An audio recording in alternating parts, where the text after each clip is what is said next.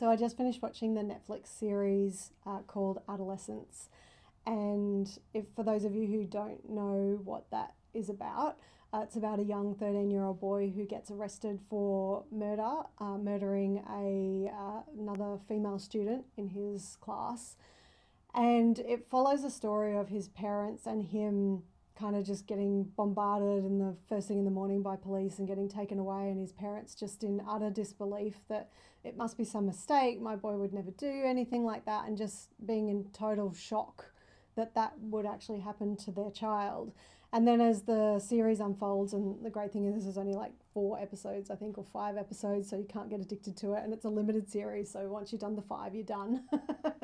Just the way I like it.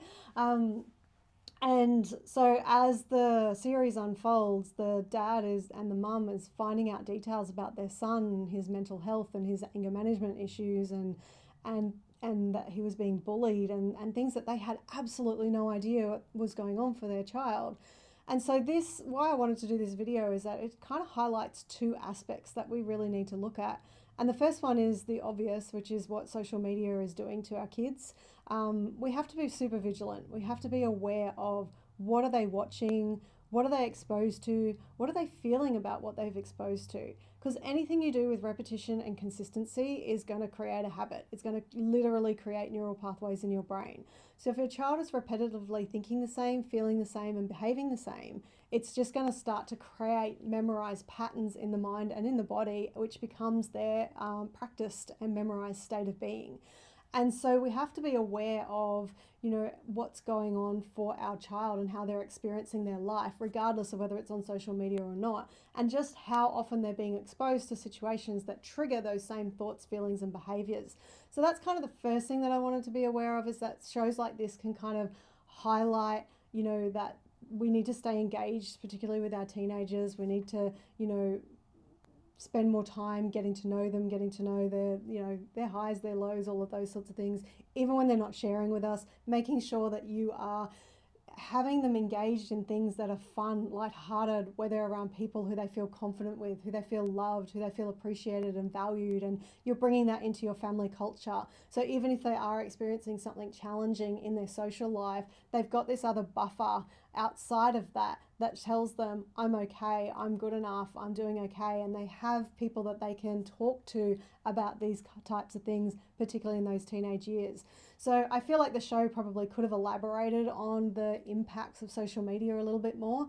But one of the other aspects that I did really want to highlight is how the parents were feeling, because having experienced this, they were just kind of in this shock that, and understandably, I really felt the emotions that you would go through if your child was experiencing something where you'd just be going, well, what and why and how? Like, I don't get it. Where did I go wrong? What did I do? Like, how did I raise this child to do this? And at one point, the dad actually watched the video, the CCTV video of his child, doing this act to this young girl. And just the shock and the disbelief would just rock your world, like, and feeling a sense of responsibility for that. And that's what I really want to talk about, is if we are aware that things like this could happen, then yes, maybe we can change things and do things to prevent it from happening. But when something unwanted like this happens with your child, I think it's really important to get the understanding of what happened and how it got that way. And sometimes you won't actually get that understanding, but just kind of recognize where you were at, because you all have had priority beliefs that made you make the decisions that you made and do the things that you did. And for these parents, they thought they were doing the best they could for their child.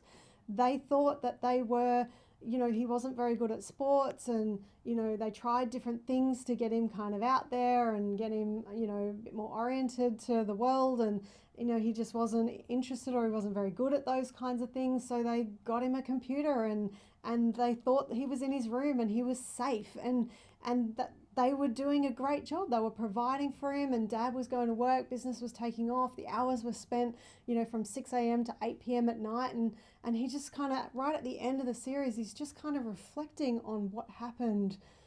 And I think while it can be important to do that, to kind of make sense of it all, one of the things the mum said is that we just have to surrender that maybe we could have done a better job or should have done a better job. But the reality is that they didn't, because at the time, with the information they had, they were doing the best they could. And I think this is really important for parents to understand, is that we are doing the best that we can, and sometimes we don't get it right. Sometimes we drop the ball. Sometimes we prioritize things differently than what we needed to, but we only realize that in hindsight. And we just have to accept the reality as well that we don't get to control our child's life journey. And at a certain point, as our children get older, as much as we've tried to invest morals and values and belief systems in them, and we feel like we're doing the best that we can, there comes a point where our children are also making decisions for themselves and having to experience the consequences of those decisions. And that, as a parent, is one of the hardest things that we have to do as our children get older, and recognizing that as part of their pathway, they're going to have these highs and lows, and some of those lows are going to be horrendous for them. Some of them you will never wish on them and you wish you could take it away in a second. But the reality is you don't get to control all of that. And sometimes life just doesn't go to plan and their lives are going to go in a different direction. And all you can do is just reflect on it, surrender to the reality that it is what it is. And maybe you could have done something different, but you didn't, because you had priority beliefs that made you make different decisions, and move on from there. What do I do now? How can I change things now? How can I support my child now? How can I, as a parent, move on, even though my child's pathway may be separate to me or in a different direction? And this can go for so many different aspects. It doesn't necessarily have to be in alignment with this story. But I just felt it was really important for you to recognize that, you know, we're not always going to get it right as parents. And sometimes there are unforeseen circumstances that are just part of your child's journey, even though it's unwanted, that you are never going to control in the first place, despite you trying to be the best parent that you can do. Because the reality is they have a life story of their own that's going to unfold. And you know, you're just playing a participant in that role, and you're not, as they get older, you're not the only person participating in their thoughts, feelings, and actions. So you are not the hot person that's solely responsible for them either. So I really hope that helps some of you to kind of put into perspective your child's journey and some of the challenges that they may face that you think you should have prevented, but you weren't able to for various reasons.